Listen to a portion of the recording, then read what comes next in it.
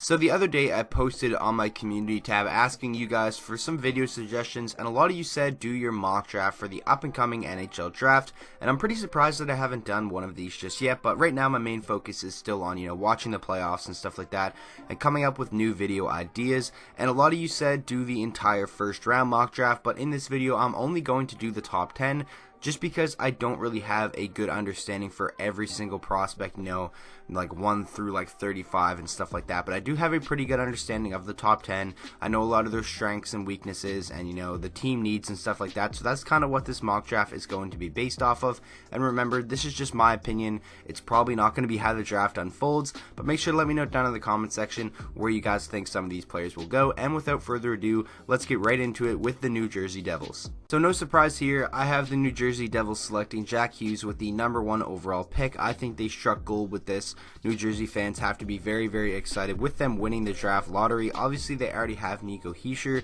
but I think Nico is better suited for kind of a second-line center role, while Jack Hughes, I think, is going to come in and really be the franchise centerman for this New Jersey Devils team, and I think he's going to jump to the NHL right away. He's the highest producing player ever at the U.S. National Development Team program. He's going to be the first ever to make the jump right from that into the NHL. He's been dominating his opponents all year. Obviously, we see what he can do with the puck on his stick and having other talented players around him. But yes, this is against younger and weaker competition. We're going to have to wait and see how his game translates to the NHL, but I definitely think we're in for a very strong rookie season from Jack Hughes. Moving on to the New York Rangers, I have them selecting Kaapo Kakko with the 2nd overall pick, to no surprise, but I definitely think this is a match made in heaven. I made a video on the New York Rangers rebuild and how amazing it has been so far about a week ago, and I think adding Kaapo Kakko to the already young crop of forwards that they have is definitely a very, very good fit. And like Jack Hughes, I think Kakko is going to be ready to make the jump to the NHL right away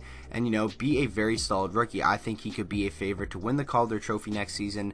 While that is looking pretty far ahead, he's an amazing goal scorer. He's also a great playmaker. He can play physical as well. He can pretty much do everything, and I think New York Rangers fans have to be ecstatic with Kaapo Kakko basically falling onto the Rangers' lap after the draft lottery. But even if the Devils select Kakko, then the Rangers get Jack Hughes, so either way it is a big win for the Rangers. Next, with the Chicago Blackhawks selecting 3rd, I have them taking Bowen Byram, and I know this is kind of where it gets interesting. We know who's going to go #1 and #2, but anywhere from 3 to 10, honestly, in my opinion, is a toss-up. I think Byram could go anywhere from 3rd to probably like 7th or 8th.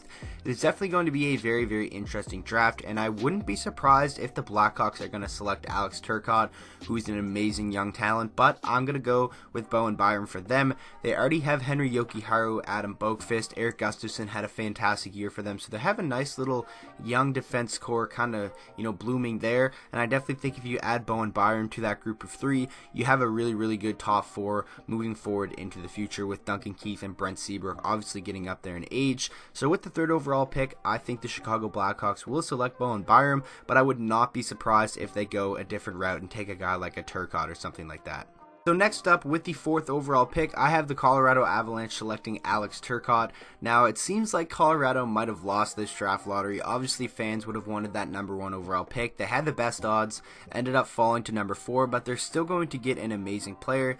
And I think Alex Turcotte, like Hughes with New Jersey and like Kaapo Kakko with the Rangers, is a match made in heaven for the Colorado Avalanche. They don't have much center depth behind Nathan MacKinnon. They have Tyson Jost, but it seems like he's not really going to be, an amazing second-line centerman like I think Alex Turcotte could be behind Nathan MacKinnon for the vast majority of his career. And I think Turcotte might be the most complete player out of this entire draft in terms of a 200-foot game. He really is just good across the board. He's great on the power play. He has great hands, great hockey IQ. He's a great skater, and I definitely think if he still is on the board with the 4th overall pick, the Colorado Avalanche should definitely feel very, very lucky and know that they have got a fantastic young player. With the 5th overall pick, I have the Los Angeles Kings selecting Vasily Podkolzin, and I think for LA, it's just taking the best player available, and for the majority of the year, it seemed like Podkolzin was going to go 3rd overall, but ever since all of the players, kind of just rose above him, I wouldn't even say Podkolzin dropped in the ratings. I think a lot of players just really moved up and made a name for themselves, but I definitely think Podkolzin could still go in the top 5, but then again, I could see him going anywhere from 6 to 10 as well. Like I said, this draft is up in the air, but I definitely think for the LA Kings, getting Podkolzin as a young prospect who could definitely maybe make an impact this year. I don't quite think he's NHL ready just yet, but he's a great young prospect, and I think he would be great for them moving forward into the future, because this LA team, they don't really have the greatest group of young prospects out of some of the bad teams in the NHL. Obviously, they have an aging core, and I think Vasily Podkolzin would be the perfect guy to really start off building up that prospect pool with. Next up, at 6th overall, we have the Detroit Red Wings, my favorite team. I'm pretty upset that we did drop to 6. I kind of wanted to maybe move up into the top 3, but nonetheless, I still think we're going to get a pretty solid player, and I think the Detroit Red Wings will select Kirby Dach. He's a 6'4", 200-pound centerman. He reminds me kind of a guy like Michael Rasmussen, who uses his body well to protect the puck. Dach is a pass-first centerman, and I think he would learn a lot of good things from playing with a guy like Dylan Larkin. Obviously, he's not the greatest skater because he is, a huge player, but at a young age, with that size and the skill that he has, I definitely think he has a lot of really good upside. I don't quite think he's ready to make the jump to the NHL right away, but adding him to our prospect pool with guys like Joe Veleno and Filip Zadina, I think we'd be looking pretty set for the future. And I know a lot of Red Wings fans, including myself, would probably like us to select a defenseman, but outside of Bowen Byram, I don't really think there's any defenseman worth taking as high as the 6th overall pick.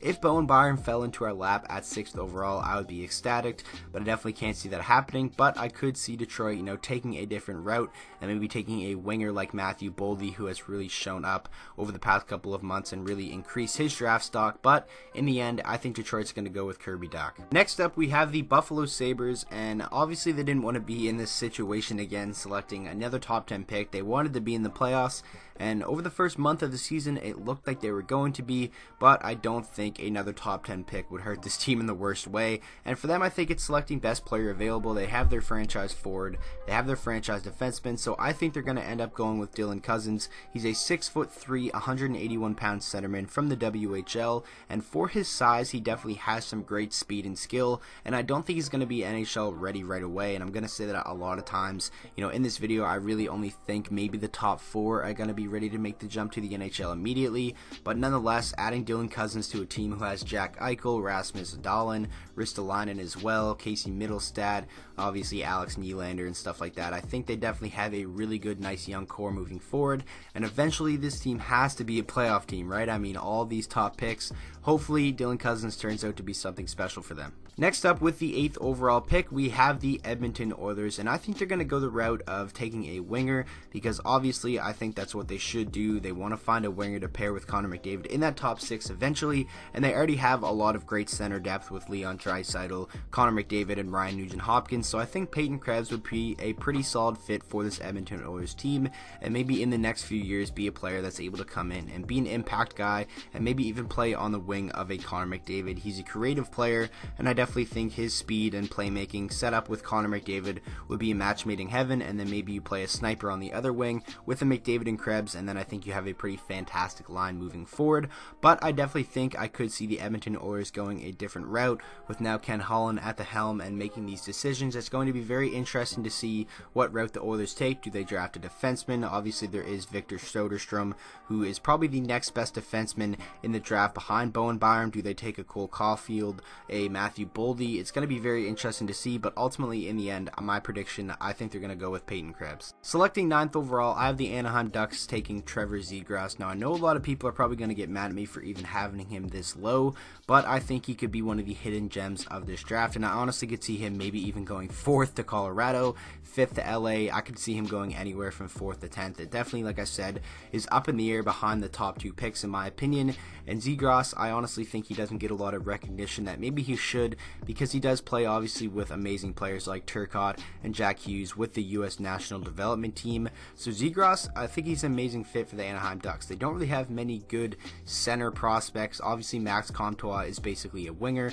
Sam Steele's a pretty good centerman, but I don't really think he's going to be a top 6 centerman that is going to be really, really good for the future. I think maybe a 3rd, 2nd line guy potentially for Sam Steele, but Trevor Zegras, I honestly think he could be maybe a number 1 centerman eventually in his NHL career for this Anaheim team. Obviously with their core aging and this team kind of looking in a rebuilding direction, I think Zegras would be a match made in heaven for the Anaheim Ducks. Now finishing off the top 10 with the Vancouver Canucks, I have them selecting Kol Caulfield, an amazing goal scorer. He is undersized, he's only 5'6", 162 pounds.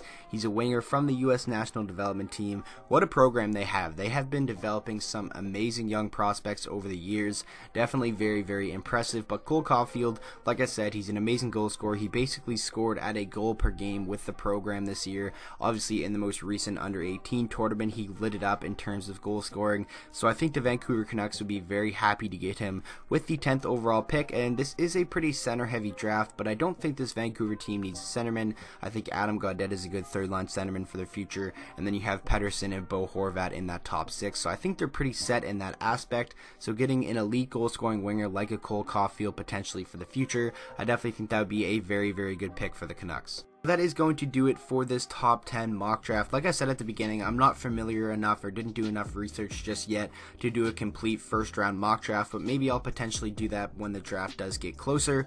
But like I said, I'm no expert. I don't think this is probably actually how it's going to play out. It'll probably play out much differently than I predicted, but this is kind of just my overview, taking into consideration team needs and, you know, just best overall player and stuff like that. So make sure to let me know down in the comment section where you think a lot of these players will end up being drafted. And with that being said, I hope you guys all enjoyed the video. If you did, please make sure to drop a like on it and subscribe to the channel for daily NHL content, and I will see you guys all in the next video.